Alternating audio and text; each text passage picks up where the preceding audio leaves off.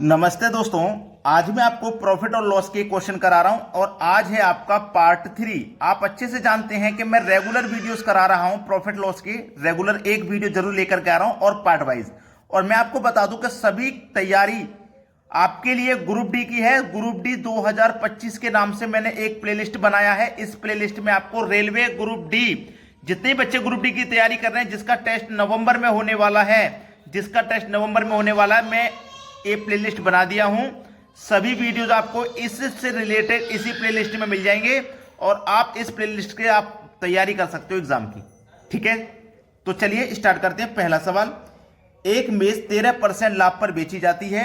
यदि इसे 25 रुपए अधिक पर बेचा जाता तो लाभ 18% होता। देखो ध्यान से, पहले तो मेज को बेच रहे थे 13% पर, लेकिन अगर हम उसे 18% पर बेचते, 13% के हिसाब से तो हमें जो हो रहा है सो हो ही रहा है। लेकिन अगर हम 13 के बदले 18% पर बेचते तो 13 से 18 पहुंचने में हमको 5 बढ़ जाएगा प्रतिशत वैल्यू, तो हमारी परसेंटेज वैल्यू 5 का फायदा होता। भाई 13 के बदले में 18 बेचूंगा तो मेरी परसेंटेज में 5% का फायदा हो जाएगा, तो मुझे प्रतिशत में फायदा होता 5% का और रुपए में फायदा होता 25 रुपए का, क्योंकि 25 रुपए अधिक मिलते। तो 5% की जो वैल्यू है वो 25 रुपए है। 5% की वैल्यू 25 रुपए है। हमसे पूछा लागत मूल्य बता दीजिए क्या है। लागत मूल्य मतलब 100% का मान। देखो 5% की वैल्यू 25, तो 1% की वैल्यू कितनी हो जाएगी भैया 5, 1% की 5, तो 100% की 500। खत्म हो गया सवाल, 500 दिया गया। बी ऑप्शन में बिल्कुल सही जवाब है। जितने ही बच्चे ग्रुप डी की तैयारी कर रहे हैं वो इस प्लेलिस्ट से करें। मैं जितने वीडियो अपलोड कर रहा हूं सभी इस प्लेलिस्ट में ऐड करता हुआ जा रहा हूं। ठीक है, अब देखते हैं अगला सवाल। अगला सवाल है, 19% की हानि 17% लाभ में बदल जाती है, तब विक्रय मूल्य में 162 रुपए की वृद्धि हो जाती है। वस्तु का क्रय मूल्य क्या है? बहुत अच्छा सवाल। देखो पहले तो हमें 19% की हानि हो रही थी, लेकिन वो 17% लाभ में बदल गई। 17% लाभ में बदल गई। तो ऐसा सवाल आए कभी तो ये दोनों परसेंटेज वैल्यू को आपको जोड़ लेना है। 19 प्लस 17, ठीक है, दोनों को जोड़ लेना है। क्लियर है ना? 70% लाभ में बदल जाती तब विक्रय मूल्य में 162 रुपए की वृद्धि हो जाती है। तो हमने इन दोनों को जोड़ा, गुने कितना कॉस्ट प्राइस करेंगे, बराबर कितने का है 162 रुपए का है। विक्रय मूल्य में 162 रुपए की वृद्धि हुई है, ये कॉस्ट प्राइस था, 162 रुपए की वृद्धि हुई है। अब चलिए 19 और 17 को जब आपने जोड़ा तो मिला 36, गुने कॉस्ट प्राइस बराबर 162। ठीक है, कॉस्ट प्राइस बराबर 162, ये 36 इधर आके बटे में आ जाएगा 36। ठीक है, 36। अब ये तो कॉस्ट प्राइस निकालना है, तो ये तो 1% का मान है। हमको 100% का मान निकालना है तो 100 से गुना करना पड़ेगा, क्योंकि क्रय मूल्य का मतलब होता है 100%। ठीक है, चलिए अब मैं इसको कटाता हूं तो ये कितनी बार में कटेगा। 6 दूनी 12, कट गया। 6 6 36, 6 दूनी 12, 6 7 42, 27 बार में ये कट गया।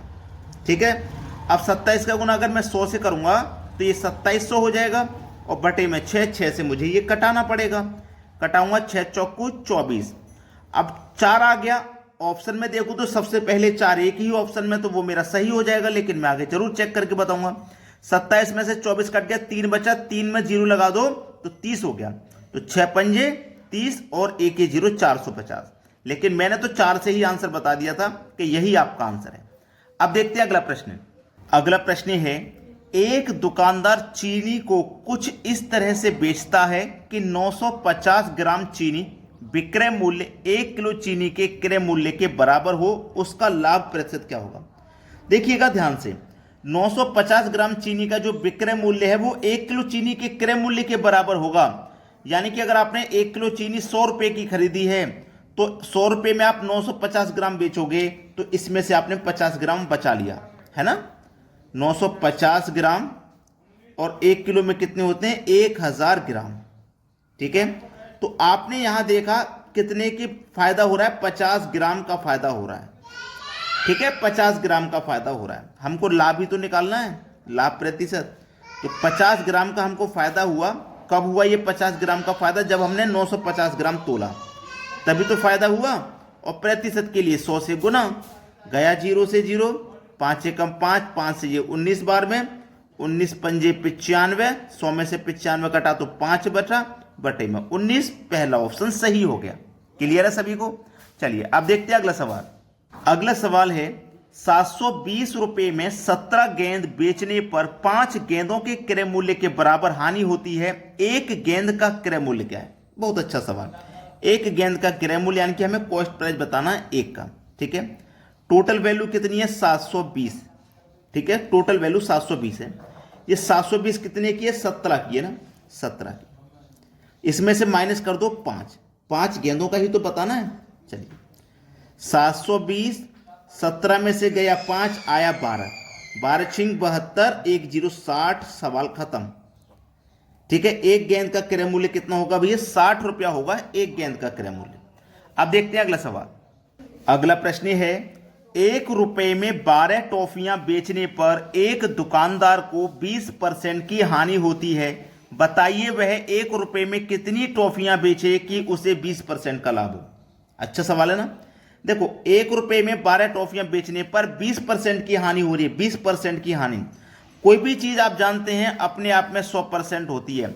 अब 20 की हानि होगी तो कितनी रह जाएगी? 80%। और 20 का हमको चाहिए लाभ, तो 100 में 20 का लाभ जोड़ेंगे तो कितना हो जाएगा? 120%। ये बात आप अच्छे से ही जानते हैं, इसमें किसी को कोई समस्या नहीं है। प्रतिशत से तो प्रतिशत कट ही जाएगा, 0 से तो 0 कट ही जाएगा, 4 दूनी 8 और 4 तिया 12, रेशियो हो गया 2:3 का, 2:3 का हो गया रेशियो, ठीक है।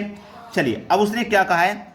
वह 1 रुपए में कितनी टॉफियां बेचे कि उसे 20% का लाभ हो जाए। 1 रुपए में कितनी टॉफियां बेचे वो? देखो 1 रुपए में कितनी बेचे आप समझिए। यहां पे ये बेचने वाला है ना, ये फायदे वाला है 20% का फायदा, और ये हानि वाला है, ठीक है, ये हानि वाला है, समझना। ये प्रॉफिट वाला है और ये लॉस वाला है। चलिए 1 रुपए में कितनी बेचे उसने पूछा है, 1 रुपए में कितनी टॉफियां बेचे, ठीक है। 1 रुपए में कितनी टॉफियां बेचे कि उसे 20% का फायदा हो। अब देखो समझना, 3 का गुना अगर आप 4 से करते हो तो 12, जब यहां 4 से गुना किया तो यहां भी 4 से गुना करो 8। समझ लीजिए प्रश्न को, यहां 4 से गुना किया 12 और यहां 4 से गुना किया 8, तो ये 8 और ये 12 वैल्यू तो वही निकल के आई, वैल्यू तो वही निकल के आई। भाई कटने के बाद देखो यहां पे प्रतिशत से प्रतिशत कटा, 0 से 0 कटा, तो 8 और 12 ही तो रहेगी वैल्यू। मैं इधर लिखूं 80% और 120%। जिनकी समझ में नहीं आया उनके लिए, प्रतिशत से मैंने प्रतिशत कटा दिया और 0 से मैंने 0 कटा दिया, तो ये 8 और 12 ही तो बची। अब जब मैंने 8 को कटाया 4 से तो 2 बार में, 8 12 को कटाया 4 से तो 3 बार में, तो 3 से 12 है 4 गुना, तो ये भी तो 4 गुना ही तो है भाई, ये भी तो 4 गुना है। क्लियर है ना? तो हमारे प्रश्न का सही जवाब कितना आ जाएगा? 8। बी ऑप्शन बिल्कुल सही जवाब है। हम कितना बेचें 1 रुपए में? अगर हम 1 रुपए में 8 टॉफियां बेचेंगे तो हमें 20% का फायदा हो जाएगा। अब देखते हैं अगला सवाल।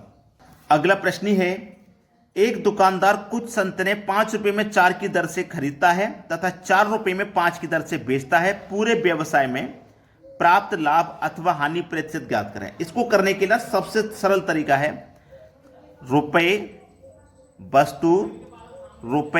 वस्तु लिखना है। कितने रुपए हैं? 5। रुपए के नीचे रुपए लिखो, वस्तु के नीचे वस्तु, फिर बाद में रुपए 4 हैं, वस्तु 5 है। करना क्या है? सबसे पहले आपको अंदर वाली संख्याओं का मल्टीप्लाई करना है, ठीक है। तो कितना हो जाएगा? अंदर वाली संख्याओं का मल्टीप्लाई करेंगे तो ये हो जाएगा 4 चौकू 16। फिर माइनस करना है बाहर वाली संख्याओं का गुना, 5 गुने 5 25, बटे में रखेंगे बाहर वाली संख्याओं को गुना 25 और गुने 100। बस यही तरीका है। अब देखो माइनस के 25 ज्यादा हैं, उसमें से 16 घटाएंगे तो माइनस के 9 आएंगे। माइनस में आने का मतलब है कि इस प्रश्न में हानि होगा, प्लस में आता तो लॉस नहीं प्रॉफिट होता। बटे में कितना रहेगा? 25 और गुने में कितना रहेगा? 100। 25 चौक 100 और 9 चौक 36, यानी कि जो हानि होगा ना वो 36% का होगा। डी ऑप्शन बिल्कुल सही जवाब है। ठीक है दोस्तों, वीडियो देखने के लिए आपका बहुत बहुत धन्यवाद।